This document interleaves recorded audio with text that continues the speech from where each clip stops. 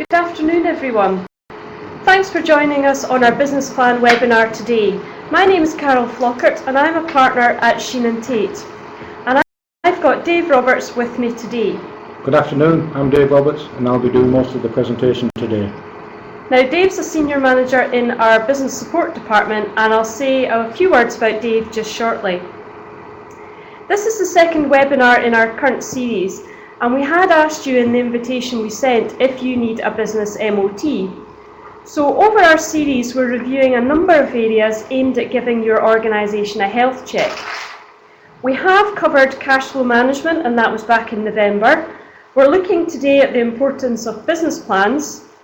We're then going on to run a payroll real-time information and also auto-enrolment update in February, and then we're looking at forecasting in March. We'll let you know about these two webinars shortly, but if you want to note the dates just now, just to let you know, our payroll session will be on the 25th of February, and that'll be with Neil Cameron, our payroll manager.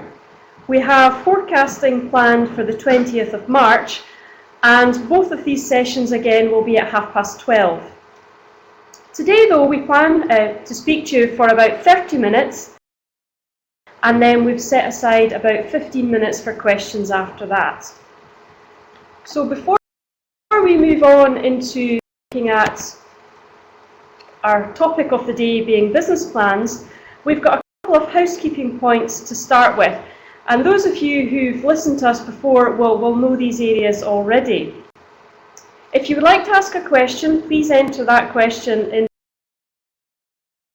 dialog box. You can see that dialog box on the right-hand side of your screen just now. Please submit any questions that come to mind as we go through the webinar, and then we'll take them at the end of the presentation. If through you can't hear us clearly, please let us know, and you can let us know in the dialog box as well, and we'll try and address that.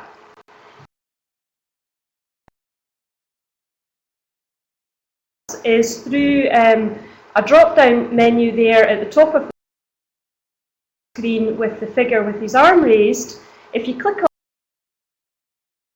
it, signal to us if you want us to speak more loudly or more quietly, for instance.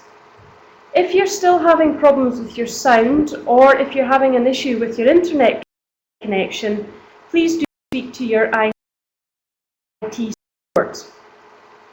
We're also recording our session today, and we'll for you to download through our website. We'll also give you some the slides that we're using today after the session. Before we move on then, let's just introduce David properly. If you've listened to our before, you'll know myself, and I'm a partner with Chiene Tait, and I've been with the firm for 19 years. What I do is I look at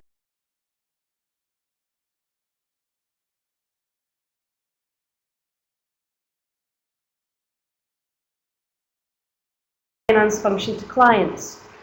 What we're really doing is often as finance controller or finance director to our clients.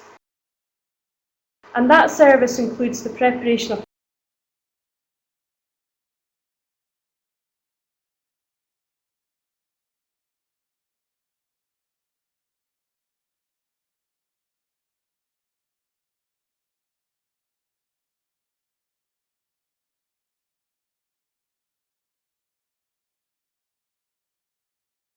management accounts, as well as cash flow forecasts and helping with business plans. Dave, who's with me, has worked with us for 13 years. Dave manages a number of clients where we provide them with a full finance support service. And so Dave really does have an extensive knowledge of financial forecasting and also very strong business advisory skills. Today, though, it's all about business plans and the importance of business plans to you all. And Dave's just going to start us off by running through the areas we'll cover today. Thanks, Carol. It's nice to see so many of you have joined us on the webinar today. We have a good cross-section of organisations, including businesses and charities. I will be talking to you today about the importance of having a business plan for your organisation and how you can make the business plan work for you. We will be looking at what is a business plan, why your organisation needs one, how it will help you achieve your goals, what a good business plan should contain. I will give you a few tips on presentations. And before we finish, as Carol mentioned, there will be an opportunity for you to ask questions, and I will leave you at the very end with an action plan. We will also provide you with a copy of all the slides and some additional information. Before we start into what is a business plan, before we go too far, we've got 2 polls today that we would like your help with. And we're going to ask you to answer those questions both at the same time, if you don't mind.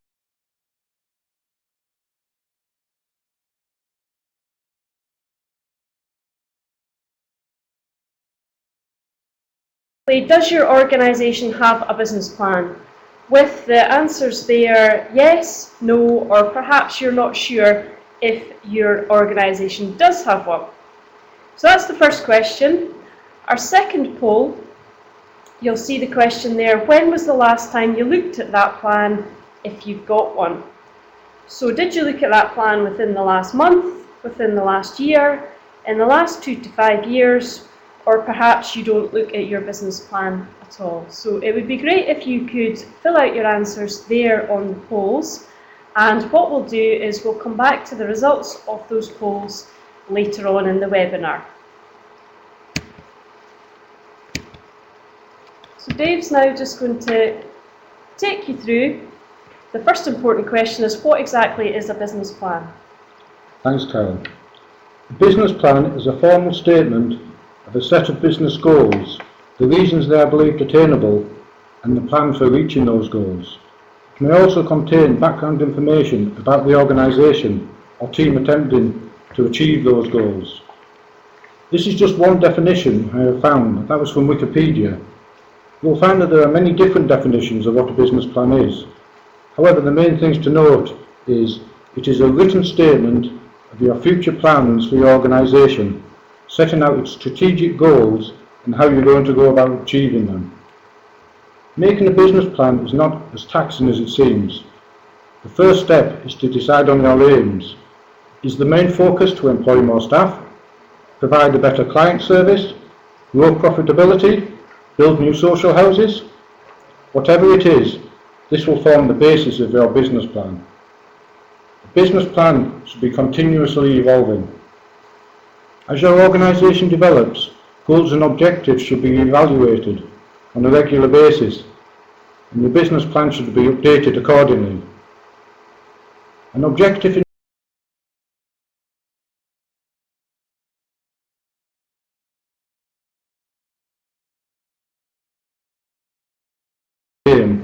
it can form part of your business plan. No 2 business plans will be the same. They will be different for every organisation. They should be relevant to your needs. The goals set need to be realistic. Don't aim for things that are not achievable. It should also be proportionate to your needs. A business plan for Tesco's will be significantly longer and more complex than one for a smaller organisation. However, no matter what size of organisation, the business plan should contain the same key information. A business plan is a living document that needs updating and changing on a regular basis. It shows the future for your organisation. Okay, well, at this point we'll pause from the presentation and just look at the poll results. Now we'll just look at the first poll at the moment, where we were asking our audience if you have a business plan. So you should see the results there on screen, and you'll see that actually 75% of you that have participated in the poll have said yes, you do have a plan, and there are a few that are listening that don't have one. So our aim for today is to basically encourage those that don't have a plan that you should have one in place, And for those of you that do have a plan, we'll come back shortly and see how many of you have said that you are using it on a regular basis. When's the last time you looked at it? So thanks very much for your responses on that first poll, and we'll come back to the second poll results shortly. So now that we know what a business plan is, let's look at why your organisation needs one. Some people think a business plan is only relevant when you need to raise money. This is not the case.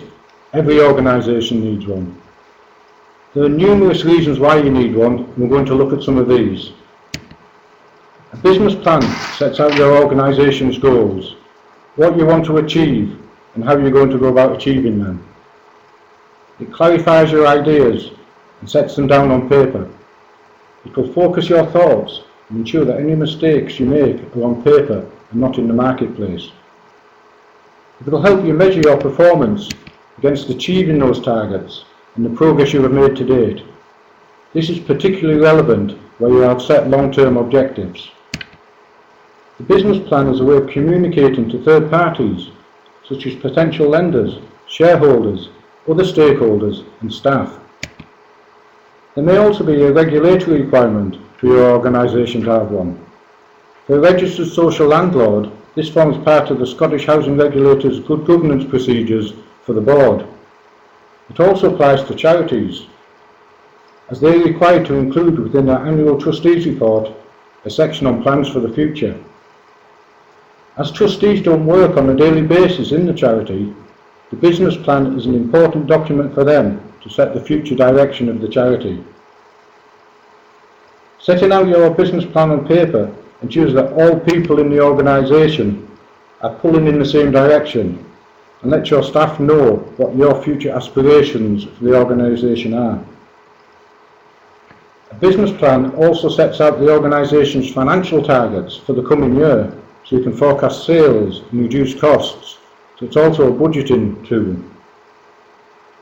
You will need a business plan if you are thinking about selling or merging your organisation with another one.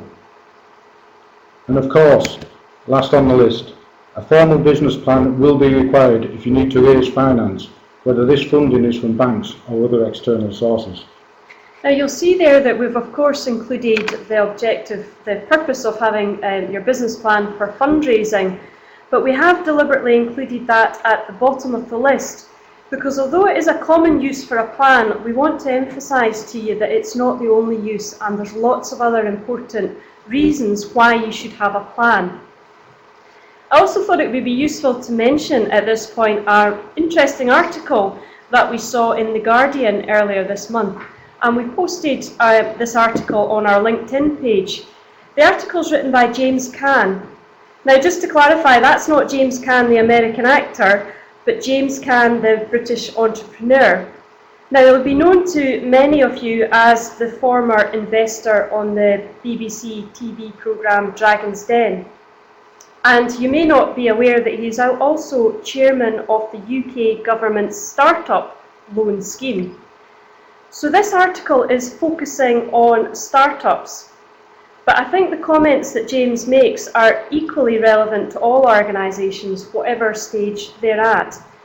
And James's article is all about sticking to your business goals in 2014.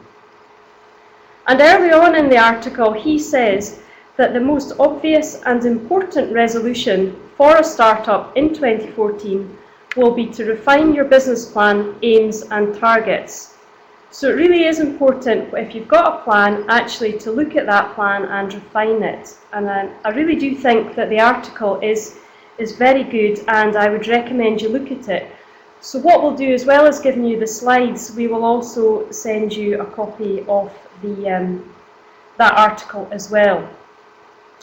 Somebody's also asked through the question box if Dave could pass out a copy of his definition of a business plan, and we'll certainly send that to you all as well with the slides in that article. So we'll send that to you as well, both the Wikipedia definition and Dave's comments there as well. So now Dave's just going to cover in a bit more detail why you need a plan at whatever stage of your business life you're at. Thanks, Carol. As Carol says, business plans are needed at all stages in your organisation's life cycle. At startup, it will set out the reasons you are setting up the organisation. It will help you decide on the most suitable structure. It will help prove the financial viability of your ideas. It will assess your financial requirements and access the most appropriate source of funding. For established organisations, it will evolve as the organisation evolves, setting new goals and targets on a regular basis. As a minimum, the business plan should be reviewed and updated annually, or whenever there is a significant change. You may need to plan for an expansion to new premises, require new equipment, etc., and these will need to be reflected in your changing plan. You need to consider how you would finance such changes. Another important area is for an exit strategy. This should be thought about well before you wish to retire. It will show your prospective purchaser your future plans for the organisation and the goals you have set and where your company is going. This could inflate the value of your organisation. Now, Dave just mentioned there about the relevance of a business plan for established businesses. And I know, Dave, you've got a client that benefited recently from reviewing their goals, and that review basically led them to increasing their profitability. Yes, it was about a year ago. I can't believe it's that long, time flies.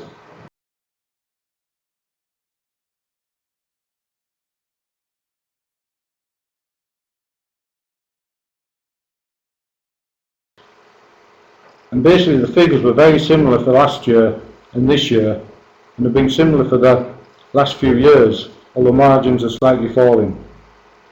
He wanted to improve things, but hadn't reviewed his business plan for quite a while. After discussing the accounts, he spent the afternoon discussing his options. He's in a very competitive market and could not really increase his margins.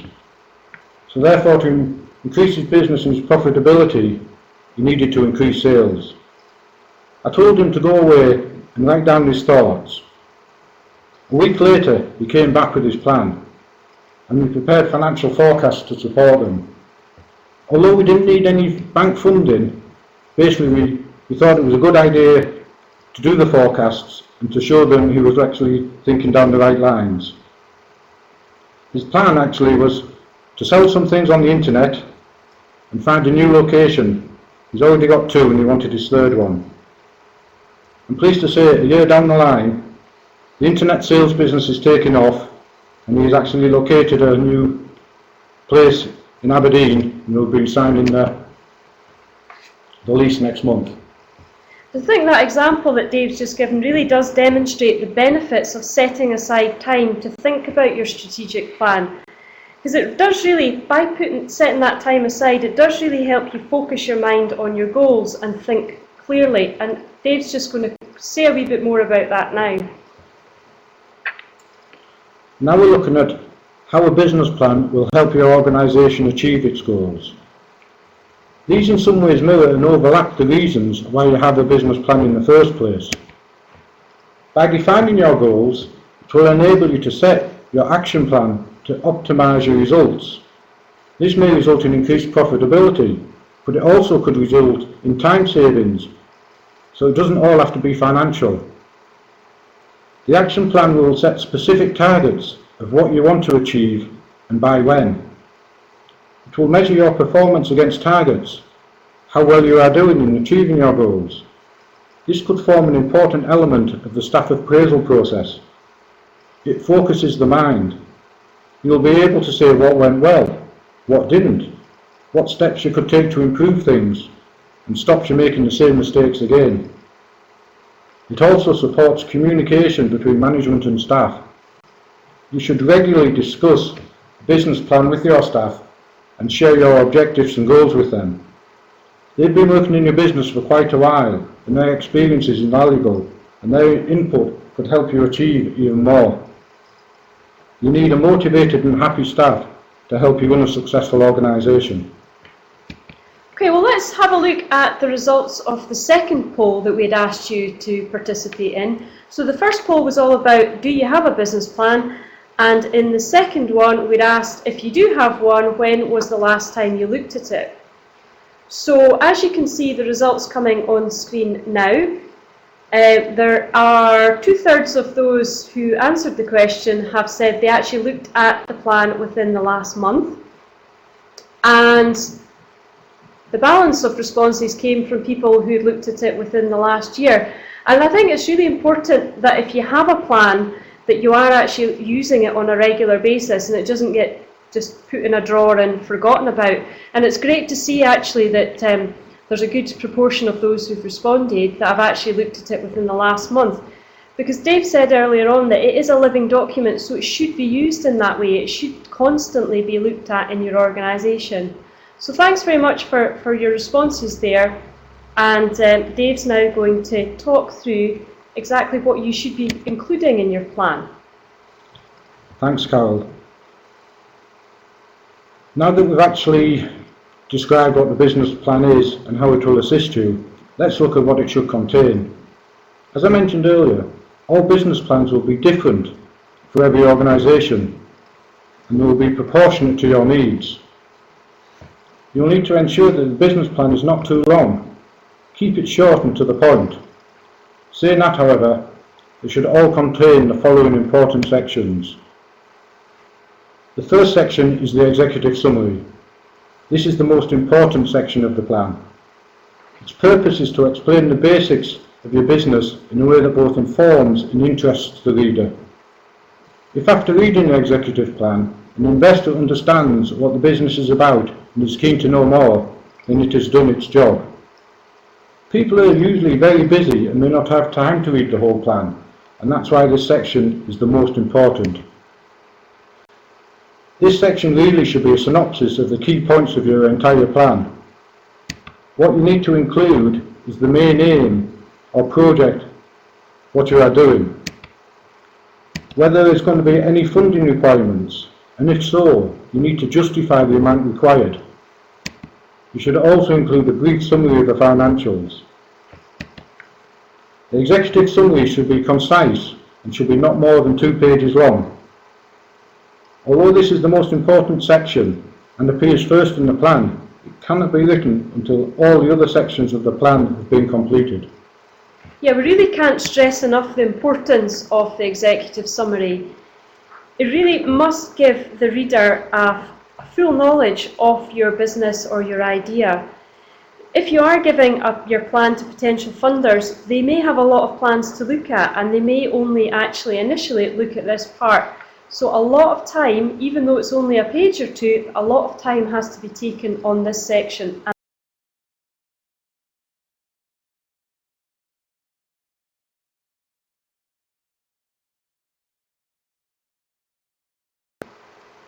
If you want people to invest in your organisation, you must clearly be able to explain what your organisation does.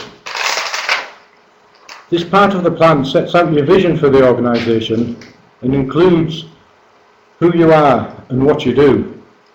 You should give a brief history of the organisation and your achievements to date. Don't undersell yourself. An organisation chart could also be included in the appendices. You also need a section about your objectives and aims. These should include the short term, the medium term and the long term objectives. This section should describe your specific objectives and aims. How do you position your product or service in the marketplace? How are you going to promote your service or product? If your objective is to increase the number of customers, how are you going to achieve this? You need to focus on your organisation's unique selling point. The next section will be about markets and competitors. You should define your market, your position in it, and outline who your competitors are. You should refer to market research you have carried out. If you have not done any, why do you think there is a need for your product or service? The key areas you need to cover are your market. You need to show that you know what your market is, who your key customer base is, and why they are interested in what you are offering. You need to know your competitors. You need to know their strengths and weaknesses. You also should mention the future. You need to be able to demonstrate that you have anticipated changes in the market and how you are going to react to them. I think the second most important section of a business plan, after the executive summary, is the section on management and key people. Your business plan needs to set out your own background and that of the organisation and the skills of the management team and staff. It needs to identify your strengths and if you have any weaknesses, how you're going to deal with them. If you're looking for external funding, the management team can be a decisive factor in whether the banks decide to fund you or not. You'll need to set out everybody's relevant experience and abilities and why they are the right people to drive your organisation forward. You should also state what each of their responsibilities will be. A CV for all the key people should be included within the appendix to the plan. So the next area we'd like to cover, the final area actually of your plan, is financial forecasts. And this is an area that we commonly assist our clients with. There is a lot that we could cover on this area, so as I mentioned earlier, we are actually going to have a separate webinar entirely about financial forecasts on the 20th of March. Today then, we'll just cover this area quite briefly. So I would expect your forecasts are going to include a profit and loss forecast, a cash flow and a balance sheet. If you are looking for funding for your business, I would expect that your funder will require you to produce a balance sheet. You should also include some sort of scenario planning, and you could also refer to this as sensitivity or what-if analysis. For example, you might model what if your sales were to reduce by 20%, or what if you were to lose a key client, or if you're planning on going down the project route and it's a project that you're looking funding for, what if that project is delayed for 6 months? What impact would there be of the business then? So scenario planning is useful and does give you lots of good information. Generally then, your forecasts we would say will run for 3 years, but the period could be much longer than that. It really does depend on your own circumstances and if it is for funding, what your funder is looking for. Just to give you an example, Dave and I recently prepared forecasts for a client that was looking for funding for a hydro scheme. Now in that instance, we actually needed to prepare forecasts out for 20 years. So in some instances, a longer period will be looked at. Assumptions then for your forecast, this is an area that sometimes gets overlooked. It is important that you document your detailed assumptions to the figures. Anybody looking at your forecasts must know clearly your thinking behind the numbers and that you have actually put a lot of thought into them. So all of your forecasts and your assumptions will be included in an appendix to your business plan. And what you'll then do is have a summary in the actual body of the plan itself. So it is important in this area, especially if you are getting outside help for your forecast, you must make sure what you're saying in your narrative ties in exactly to what you're saying in the actual forecast documents in your appendix. So that's all we're going to say about forecasting just now, but as I say, there'll be more on that in our March webinar. So we're about to move on to tips on presentation, and then we will cover some questions after that. And right at the very end, we'll come back to the action plan that you'd mentioned. So as Kerry has been saying to you all, please do pop your questions onto the dialogue box. Right, before the questions, I'd just like to give you a few tips and hints on the presentation of your plans. Keep the main part of the plan short and to the point. If you need to provide additional, more detailed information or analysis, put them in the appendices. This will include the full financial information, any major contracts you have that you feel need to be included, CVs for the key personnel. The appendices of the plan will usually be significantly longer than the main part of the plan, but don't worry about that. You need to avoid technical jargon. Write in plain English. Most people are really passionate about what they do in their organisation, and writing industry-specific jargon which may not be understood by other people. Include a front cover and contents page. Also ensure all sections and pages are numbered. Make sure you cross-reference all the sections to the relevant places in the appendices. The plan needs to be readable. Ask your accountant or someone else to read over it. Ensure all sections are consistent with each other. Even if the business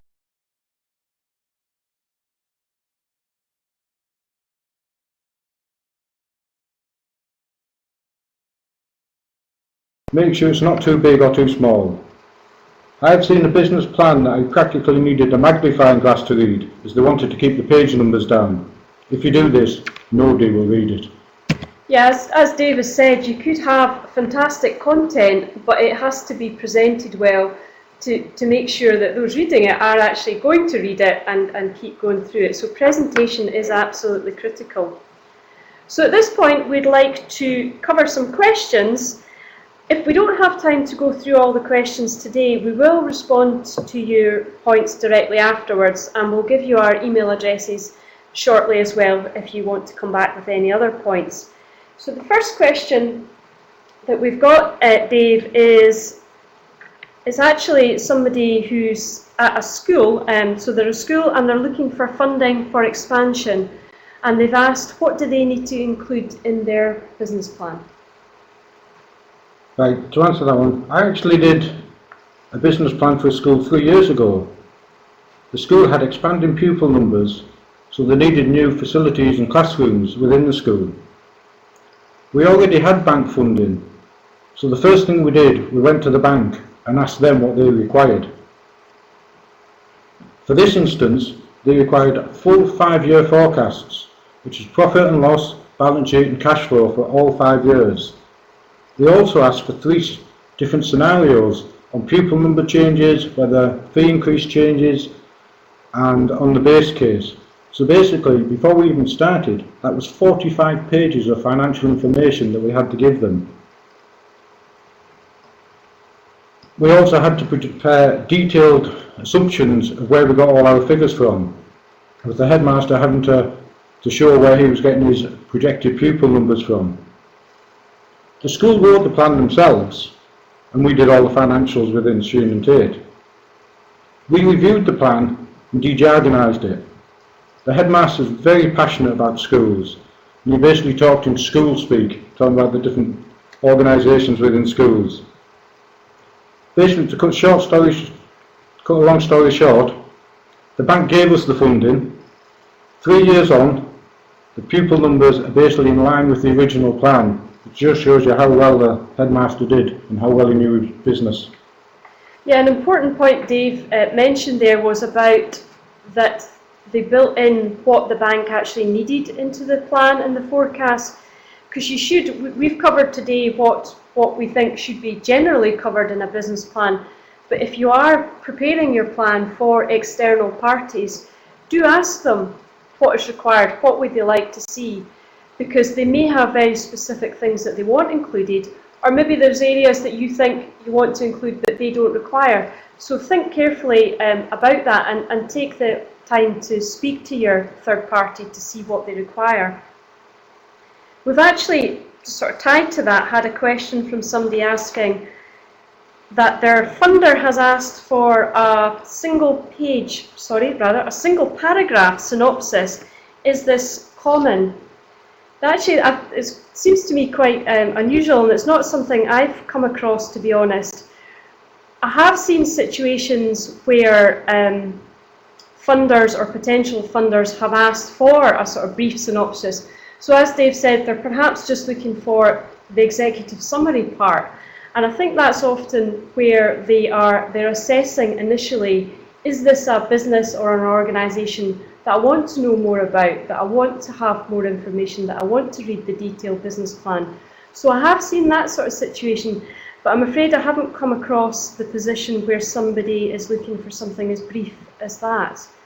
But this is again sort of re-emphasising the point that speak to the funders and find out exactly what they want and provide them what they're needing. So thanks for that question.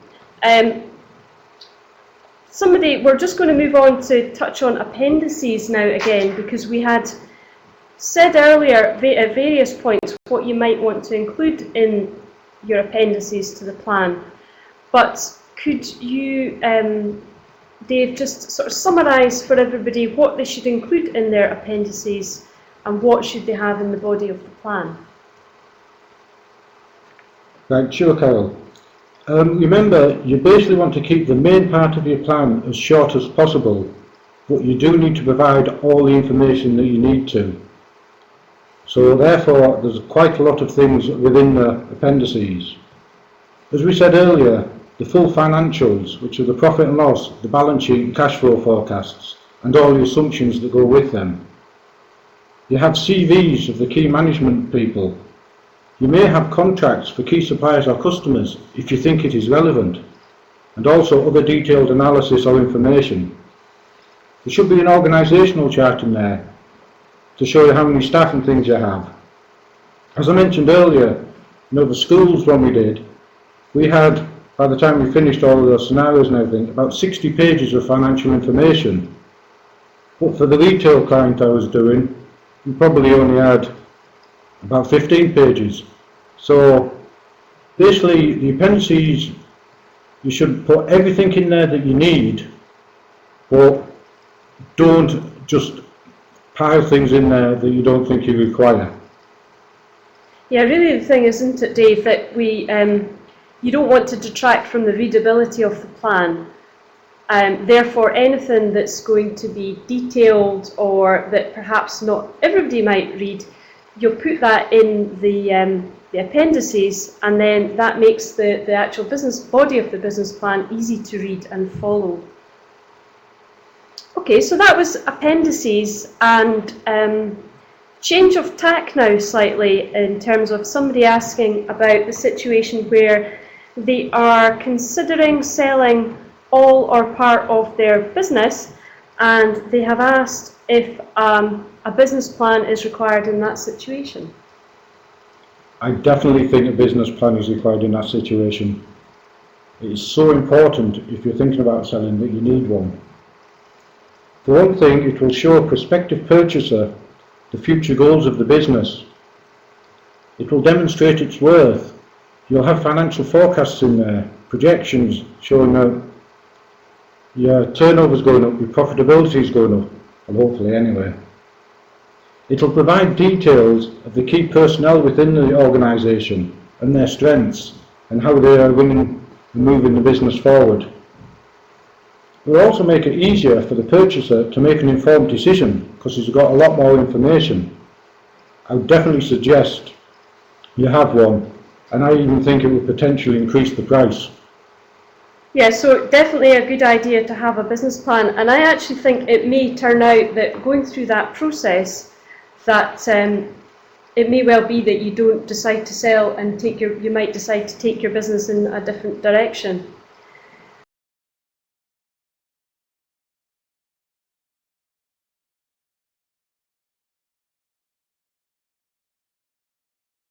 I'm afraid to say neither Dave and I have come across SimVenture before, but we'll certainly do some research on that area, and the person that's asked the question will come back to you directly. But I'm sorry to say it's not something that we've come across, but we will research and come back to you on that. So thanks very much for asking. I think that's actually all the time that we've got for questions just now. Because we do have one further slide that we want to cover on the action plan we mentioned. But before we move on to that, I would just like to say again thanks for all your questions, for joining us today and participating in the polls. You'll see there on screen our web address, and we'll pop some information on there, so please do look at our website. If you do have any further questions, please send us an email or phone us, and you'll see our email addresses and phone number there on screen. What we're going to do is, after the webinar, as we've said before, you'll receive the slides, you'll get a copy of that James Caan article, and we'll send you some other information on business plans, and we'll also send you a note of the definition of business plans that Dave talked about right at the start. We'll also send you a short feedback form asking for your feedback on our webinar today. It really would be helpful if you could take a few minutes off your time to complete that. That would be very useful for us in terms of future webinars. You're also going to receive details of our February session, and that was the 25th of February, and also our session in March. So Dave's now going to leave you with a few final thoughts and our action plan. Right, the first of the action plan is find your business plan. I'm glad to see that most of you have read it within the last 3 months, which is great. I was going to say if you haven't got one, write one, but that doesn't really apply to everyone who responded. Think about its future use. How are you going to make it achieve its goals? You need to review